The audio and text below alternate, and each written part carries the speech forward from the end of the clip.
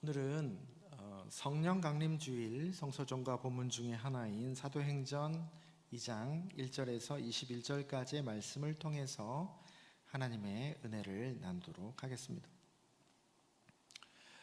오늘 본문은 성령 강림 사건 중에 우리에게 가장 많이 알려진 그런 장면이죠. 오순절에 일어난 일입니다. 6월절로부터 50일 지난 날, 그래서 오순절입니다. 그 명절 때 성령이 임하는 장면이죠. 다 같이 한 곳에 모여 있는 제자들에게 호련히 하늘로부터 전혀 예기치 않은 방식으로 성령이 임하죠. 성령 강림은 다름 아닌 무엇보다 하나님의 임재를 알리는 일입니다. 그래서 우리가 여기서 꼭 알아야 할 것은 하나님의 임재는 우리가 할 수 있는 일이 아니죠. 마찬가지로 하나님의 임재를 알리는 성령의 오심도 우리가 만들어낼 수 있는 일이 아니라는 일입니다. 성령의 강림은 그분이 하시는 일이에요. 성령이 오심도 그렇지만 성령이 오시고 나서 그 이후에 성령을 간직하는 일도 엄밀히 말하면 우리의 일이 아닙니다. 그래서 우리는 마치 성령을 통제하고 성령을 소유하는 그런 태도를 경계해야 합니다. 언제부터 한국교회에 성령을 오라 또 저리로 가라 나누어준다 하는 생각들이 성령에 대한 이해로 나름 많이 자리 잡고 있는 것 같습니다. 그래서 성령 받아라 라는 얘기들, 문 닫아라 성령 나간다 뭐 이런 얘기도 좀 들어봤는데,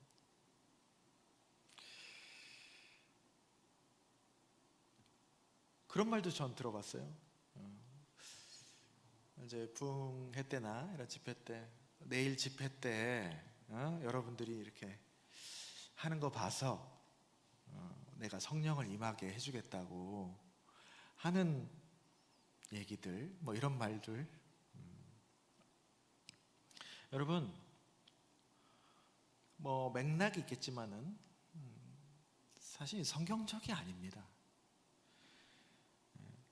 듣보잡이라고 하죠. 듣도 보도 못한, 성경의 차원에서는 듣도 보도 못한 말입니다. 성령을 내 맘대로 할 수 있다는 굉장히 하나님을 모독하는 행동입니다. 이것이 성령 운동에 다양한 부작용이 생기는데 적지 않은 역할을 했습니다. 여러분, 성령은 소유하는 것이 아니에요. 누리는 것이지. 나를 통과하여 지나갈 때 경험할 뿐이지 그걸 어떻게 붙잡습니까? 네? 성령을 어떻게 말로 설명을 해요? 그래도 성경은 말로 표현할 수도 없지만 성령을 이야기할 때 여러 가지 이미지를 쓰죠. 어떤 이미지를 씁니까? 바람, 또 숨, 영. 이 말은 다 사실 같은 헬라어 단어입니다. 푸뉴마입니다. 이 바람, 숨, 영, 사실은 헬라어 단어는 같은 단어이지만 이 맥락에 따라서 다르게 표현되는 거죠. 어떤 특징이 있습니까? 이런 이미지들에는 잡을 수가 없어요. 어떻게 잡아요, 그거를? 요한복음 3장에서도 성령의 사람은 바람이 어디로부터 와서 어디로 가는지 모른다. 바람은 어떻게 알 수 있습니까? 코끝에 스치는 느낌으로 알 수 있는 거예요. 그렇다고 있네 그러면서 붙잡으면 없는 거예요. 숨도 마찬가지입니다. 내가 어떻게 숨을 가둬요? 숨을 가두면 어떻게 되죠? 죽죠. 죽은 사람만 들숨으로 끝납니다. 숨을 받고 내 안에 가두어둘 수가 없어요. 그래서 죽는 존재밖에 없습니다. 들숨이 있으면 날숨이 있죠. 흐르는 거예요. 흐르는 거예요. 잡을 수가 없습니다.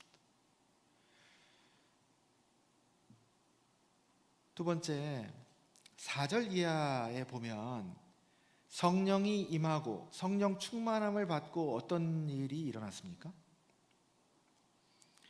성령이 말하게 하심을 따라 다른 언어들로 말하기 시작했다. 소위 말하면 방언이죠.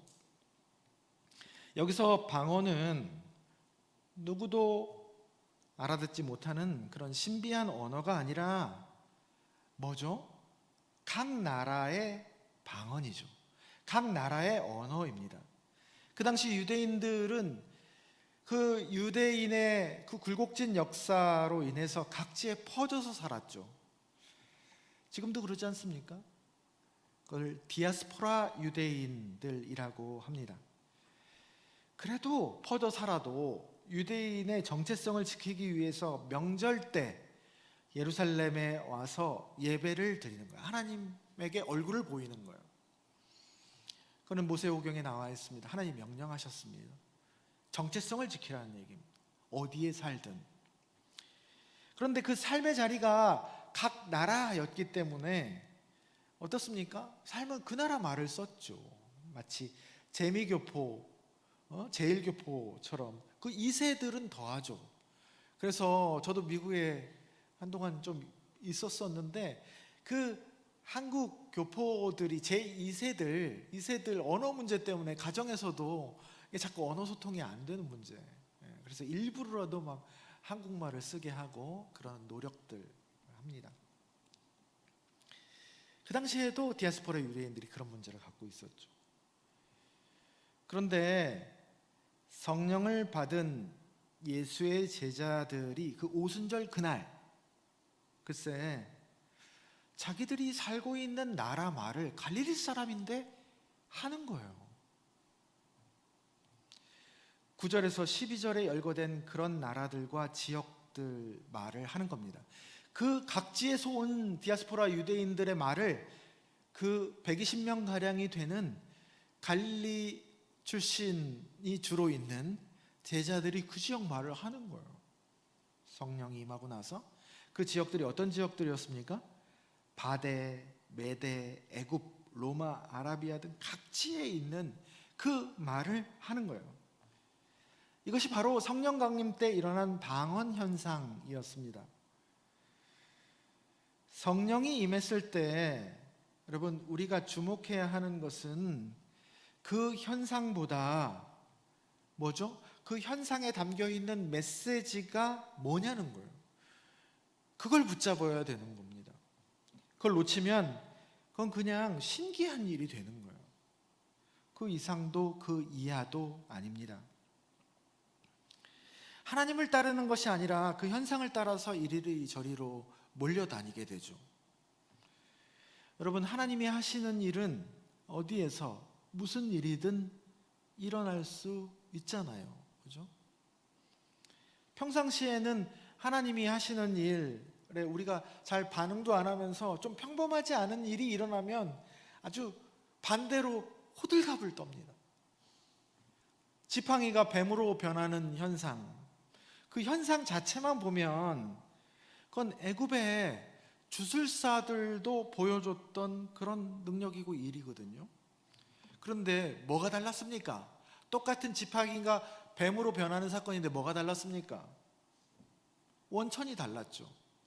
모세가 그 현상을 보여준 것은 뭘 보여주기 위함인 것이죠?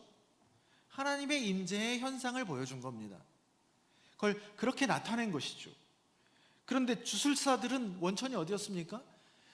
그걸 할 수 있는 일은 그냥 어디서 배웠겠죠. 어디서 배운 잡기예요, 잡기. 그런데 현상이 다만 똑같은 것이죠. 모세가 언제 자신에게 그런 특별한 능력이 있음을 자기의 정체성으로 삼았습니까? 성경에서 보면 자기의 정체성으로 삼지 않거든요. 나 옛날에 말이야, 지팡이를 뱀으로 변하게 한 사람이야, 나 그런 능력의 소유자야 라고 정체성으로 삼았습니까? 그냥 한때 그렇게 자신을 통해서 쓰임을 받는 거예요. 그런데 애굽의 술사들은 나 이거 할 줄 알아 라는 것을 자신의 정체성으로 삼는 거죠. 저도 교회에서 목회를 하면서 별일이 다 있었습니다. 귀신 들려서 제 앞에서 눈빛과 목소리가 변해서 말하는 사건, 밤에 혼자서 기도하는데 교회 의자가 막 여기저기서 막 심하게 흔들리는 그런 일들, 성찬할 때 한 분이 또 입신을 하셨어요. 입신을. 또 조용히 촛불로 찬양 예배를 드리는데 어떤 분이 바닥에 대자로 그냥 여기 누운 적도 있었고, 또 어떤 분은 임종 때 이제 임종이 앞뒀으니까 이제 중환자실로 와서 좀 기도를 해달라고 그래서 기도를 해주었는데 일어나셨대요. 내가?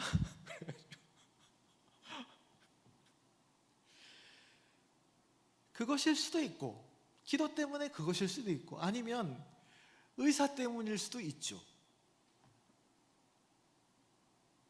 이러면 어떻고 저러면 어떻습니까? 그 수단이 어떻든 통로가 어떻든 그것은 한 생명을 유지시키는 것은 누구의 일이에요? 그건 하나님의 일인 거예요. 그걸 구별할 필요도 없습니다.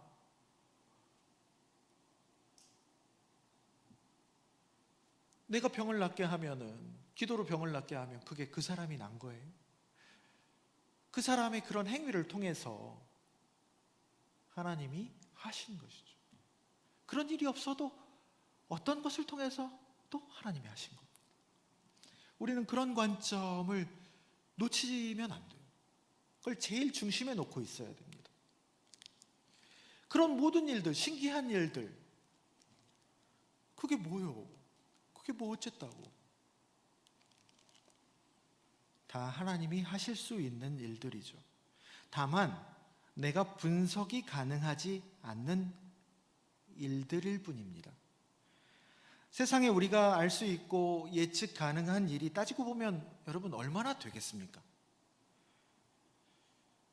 사실 그런 초자연적인 현상, 분석이 도저히 안 되는 그런 현상들만 놀랍고 기이한 일들입니까? 아침에 해가 뜨고 또 개나리 진달래 꽃이 피고 지고 산상수훈의 말씀처럼 공중에 새가 날아다니고 자기 새끼를 돌보는 것, 그게 예수님이 솔로몬의 영광보다 더 큰 영광이다 라고 말씀하시잖아요. 내가 손가락이 5개인 것도, 입으로 오물오물거리는 것도 구상시인의 고백대로 은총이죠. 기가 막힌 은총이죠. 하나님의 임재와 말씀의 실제인 것입니다. 삼라만상이 다 하나님의 신묘막측한 조화이죠. 욥이 나중에 깨달았던, 그 여정을 통해서 깨달았던 그 사실, 그게 더 큰 일입니다. 그러니까 여러분, 신기한 것들 보여준다고 하는 집회에 이리저리 쫓아가지 마세요. 불량식품일 때가 많이 있습니다.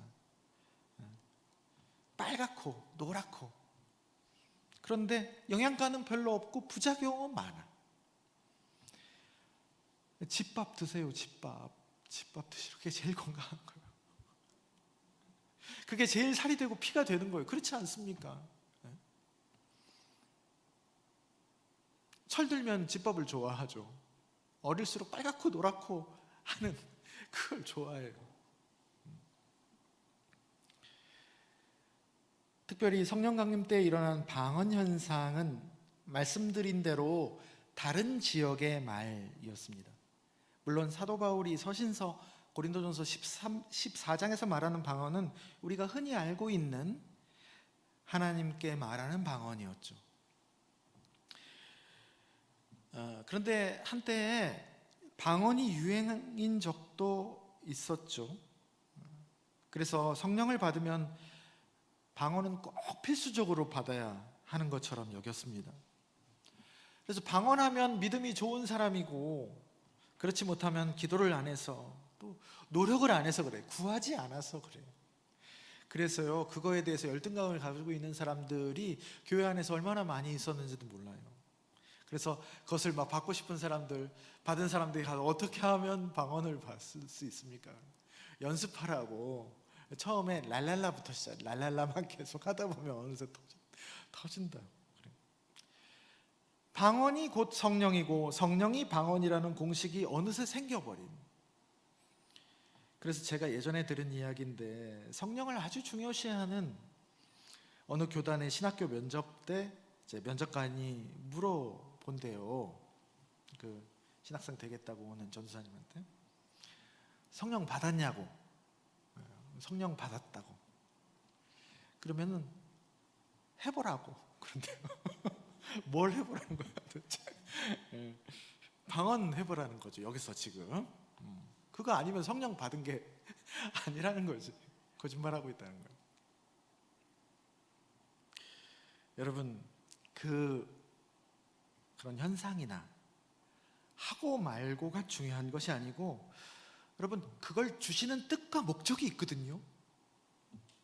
그게 중요한 거예요. 그게 중요한 거예요. 현상이 맞냐 틀리냐보다 중요한 게, 현상이 있으면 또 현상이 없으면 그 뜻과 목적이 뭐냐는 거예요. 하나님 중심적으로 생각을 해야 됩니다. 요한복음에 나오는 성령을 표현하는 말이 보혜사이거든요. 오늘 복음서 병행본문 요한복음 14장 26절에서도 나오죠. 그 보혜사의 뜻은 곁에 있는 이입니다. 곁에 있는 이. 다시 말하면 막혀있는 곳, 비어있는 곳, 그 결핍과 단절을 우리 곁에서 이어주고 채워주고 하시는 선물이 성령님이시죠. 그래서 여러분, 오늘 본문에서 다른 언어를 그때 주셨다는 것은 무슨 뜻입니까? 그때 그 상황이 다른 언어가 필요했기 때문이에요. 그래야 이어지고 채워지는 거예요. 언어가 언제 혼잡해졌습니까? 언제 서로 안 통하게 됐죠? 성경을 보면 오늘 구약 병행 본문을 창세기 11장으로 선택할 수도 있거든요. 그 옵셔널 본문이라고 선택할 수 있습니다. 오늘 성수정과 본문에는 기록이 안 돼 있는데, 그 창세기 11장이 어떤 사건이죠? 바벨탑 사건입니다. 그때 자신의 능력을 하나님과 대결하기 위해서 썼던 것이죠. 그래서 하늘로 위로 쌓아 올렸죠. 하나님을 만나기 위해서가 아니라 하나님보다 높아지려고 쌓았던 것이죠.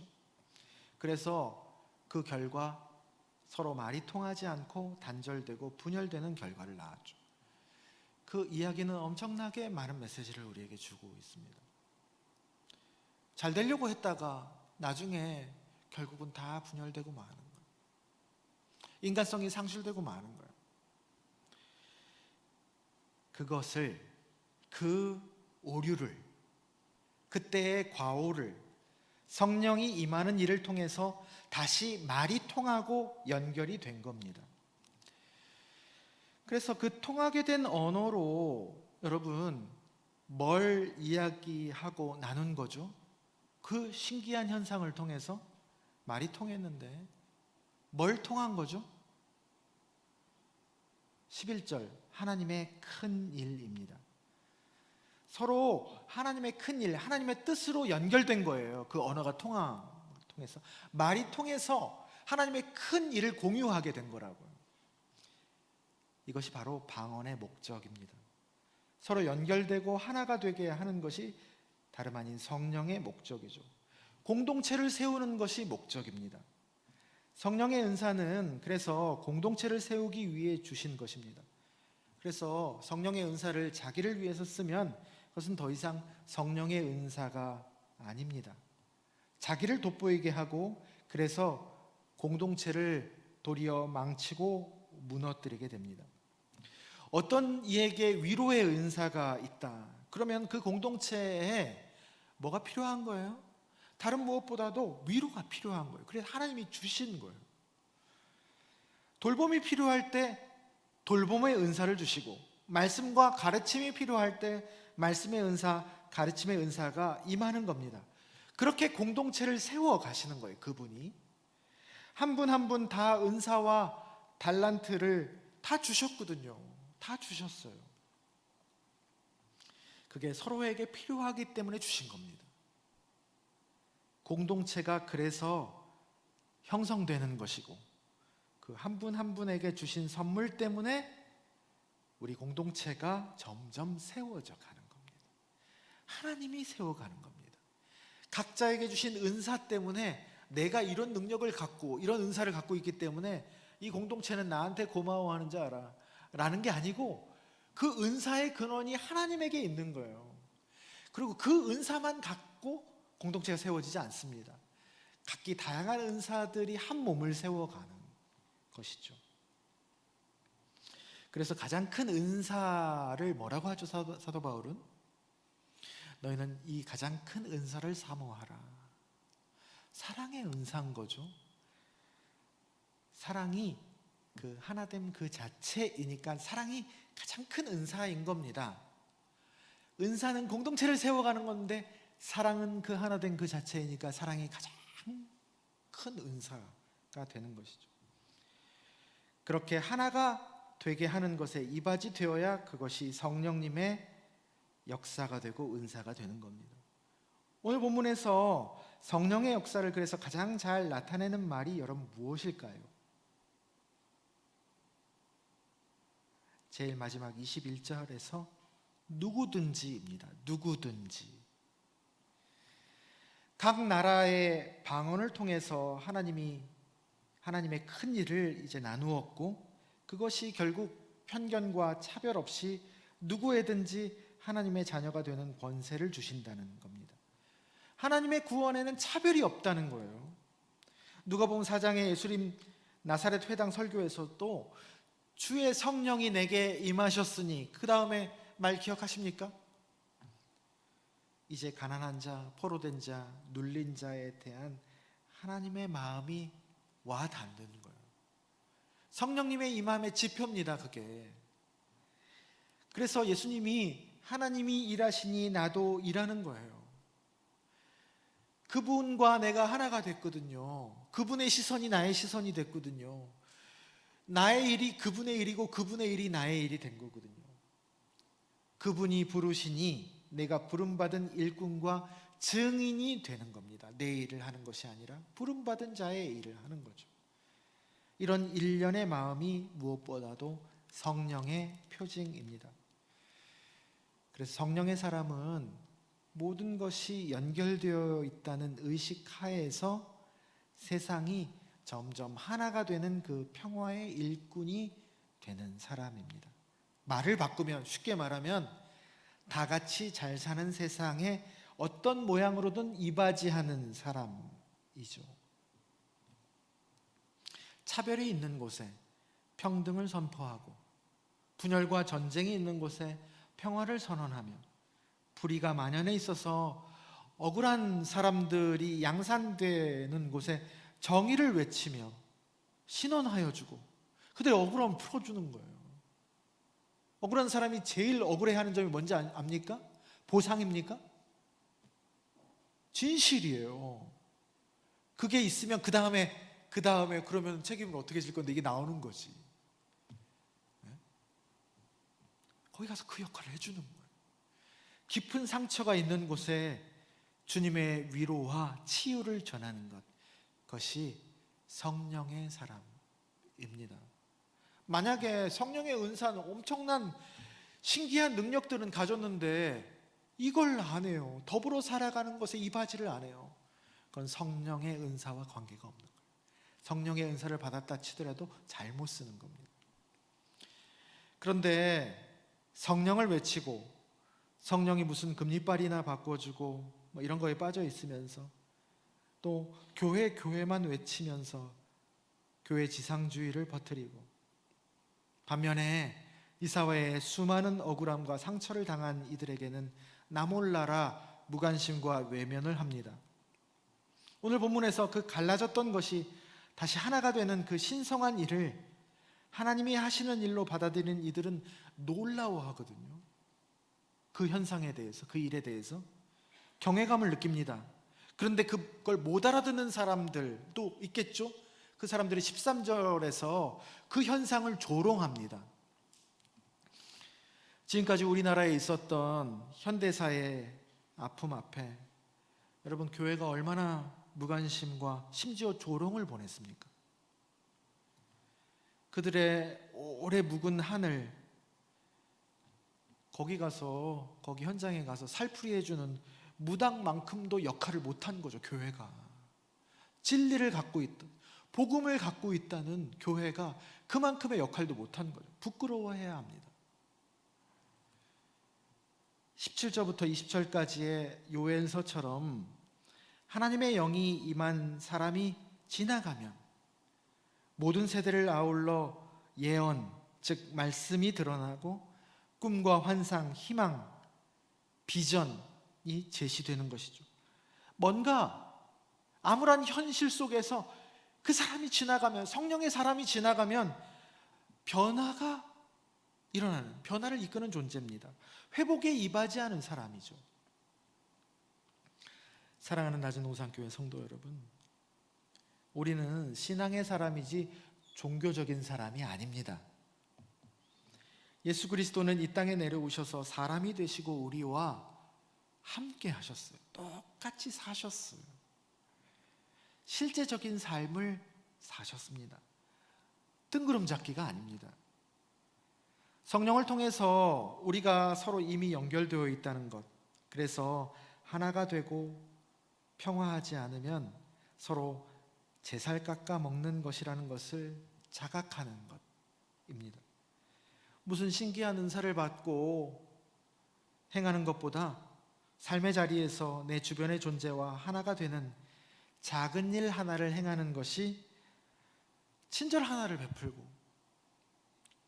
또 그들을 소중하게 여기고 존중하고 배려하는 일이, 그래서 하나가 되는 일에 이바지하는 것이 아주 훌륭한 성령의 사람이고 그리스도인인 겁니다.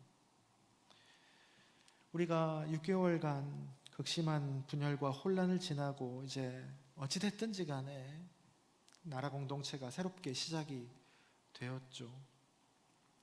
우리가 교회로서 서로의 말을 못 알아듣고 계속 평행선을 달리고 불통이었던 우리네 공동체가 하나가 되어져 가는 그 거룩한 일에 그 무엇보다 열망하고 기도하고 행하는 저와 여러분, 그런 성령의 사람 그리스도인들이 다 되기를 주님의 이름으로 축원합니다.